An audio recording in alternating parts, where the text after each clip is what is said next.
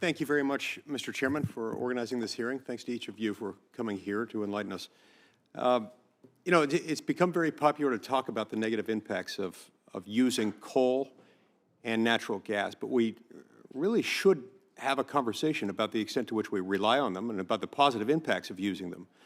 The fact that the American people benefit from them in ways that can't simply be overlooked and dismissed.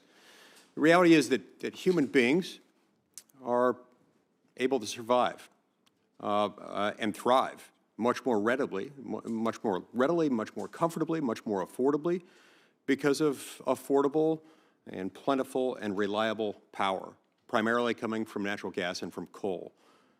And so the advantage that fossil fuel electric power generation provides isn't something that we can just ignore. It's something that makes it not only affordable, but also available on demand as baseload power on a consistent basis. We all benefit from that, from being able to walk into a room and turn on the light switch and know that the lights are going to come on and it'll be affordable and reliable. Now, sadly, we're seeing an all-of-government approach war on reliable power waged by unelected, unaccountable bureaucrats in the Biden administration. Just as one of many examples, the Biden EPA has been on a crusade against coal-fired power plants, imposing crippling new regulations, what seems like every single week. Mr. Robb, I'd like to start with you. NERC, the organization that you lead, is the reliability watchdog for the grid. Is that fair to say? That's a fair characterization.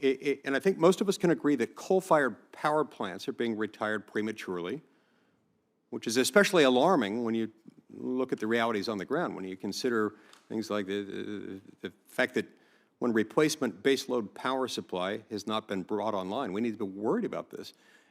Tell me why this trend should be troubling to us, or is it troubling to you? It's highly troubling because we're retiring these plants before their attributes are being fully replaced. And their attributes are more than just the energy that they produce. One of the important things, it's a little esoteric, but one of the important things that these plants provide is the ability for the grid to maintain voltage and maintain frequency and to resist disturbances.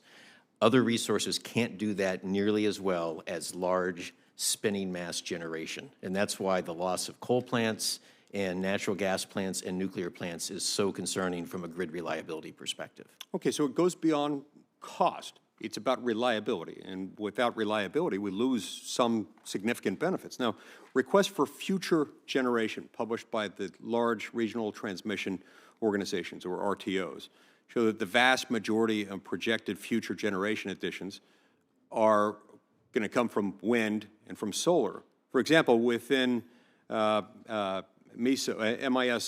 one of the largest RTOs, solar and wind comprise 64% of new generator requests, while natural gas comprises only 3% of those requests. Now, given the retirement of dispatchable power, will this ratio of new wind and solar projects, on the one hand, to natural gas-fired projects on the other hand, be sufficient to meet the need, the demand for reliable power in the coming decades? It'll be highly problematic without reinforcing the natural gas system, which is very, very important for integrating renewables, and or the eventual development and deployment of long-duration energy storage, which as yet does not exist at scale. Right. Mr. Tudor, you lead a large electric cooperative, and I've been very interested in your work, and I'm interested in your thoughts on why coal power plants are being forced to retire as they are, and why investment in new natural gas plants is seeming to be stifled. Tell me, do regulations like the EPA's good neighbor rule, do they make blackouts more likely or less likely? More likely. Any premature retirement of something that works without having something that doesn't work to replace it seems dangerous to me and logical. So yes, there has been a continuous push to retire fossil fuel plants, mainly coal, and now move on to natural gas plants. And what it's done is it's move on to them, meaning moving on to them to retire them, yes, force their retirement, or not even build any. And people are afraid to try and build something that's fossil when the EPA regs continue to come out that are negative to an investment of any kind in fossil fuels. So if you're sitting here going, am I going to build a windmill or am I going to build a gas plant? I'm going to build a windmill. Why? Because you can. It will be very difficult for that 3% that we're talking about here of new natural gas plants to get permitted, get in the queue and get connected to the grid, and actually get built and completed.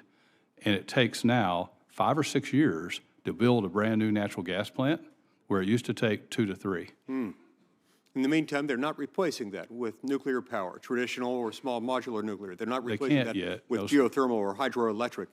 They can't yet because the technology is not there yet.